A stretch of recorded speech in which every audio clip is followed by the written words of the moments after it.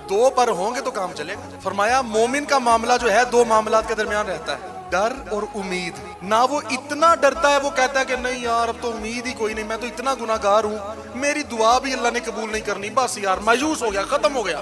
فرمایا ایسا بھی نہیں ہوتا. اور نہ ہی وہ کہتا کہ لے میں جو کہتا ہوں ہونا ہی ہونا ہے, میں ڈرتا نہیں, مجھے ڈرنے کی ضرورت ہی نہیں اللہ سے, وہ یہ بھی نہیں کہتا. اسے امید بھی بھرپور ہوتی ہے اور وہ ڈرتا بھی بڑا ہے. کہتا ہے مولا ایسے کر دے, امید بھی ہے ڈر بھی ہے, پتہ ہے میں قابل نہیں ہوں, میں قابل نہیں ہوں, پر مولا مجھے یہ پتہ ہے تیری رحمت بڑی ہے. دونوں چیزیں اس کی دعا میں ہوتی ہے. وہ فرمایا دعا کرتا ہے آمین کہتا ہے تو دعا کو پر لگ جاتے ہیں, یوں دعا اڑ کے اللہ کی بارگاہ میں حاضر ہو جاتی ہے. ایک پر بڑا ہوگا دوسرا نہیں ہوگا تو یوں وہی کنی کھا کے گر جائے گا, اللہ اسے قبول نہیں کرے گا. بھائی کیوں, تم اتنے نا امید ہو گئے ہو میری رحمت سے, اتنے نا امید ہو گئے ہو, ٹھیک ہے میرا ڈر رکھو پر مجھ سے نا امید.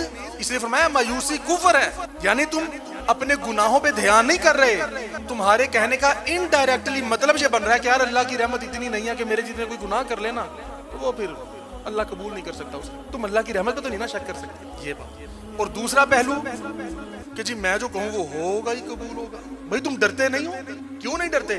فرمایا نا حضور نے فرمایا, آقا امام الانبیاء نے اللہ کے حبیب نے فرمایا کہ یہ اللہ کے لیے بہت ناپسندیدہ بات ہے کہ جب کوئی اسے کہے کہ بھائی اللہ سے ڈرو, جب کوئی کسی کو کہے اللہ سے ڈرو تو وہ آگے سے دوسرا بندہ کہے بھائی تم اپنی فکر کرو.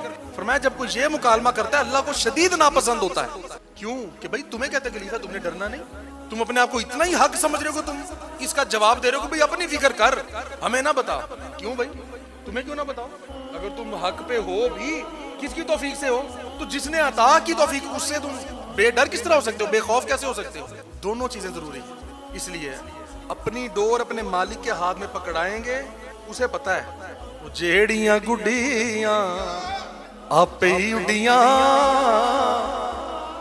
او کدے نہ رہن اونچائیاں, وہی گڈیاں اونچیاں اڈیاں جڑیاں سائیاں آپ اڈائیاں. تو جب معاملہ سپرد مالکوں کے ہو جاتا ہے نا پھر خیر ہی خیر.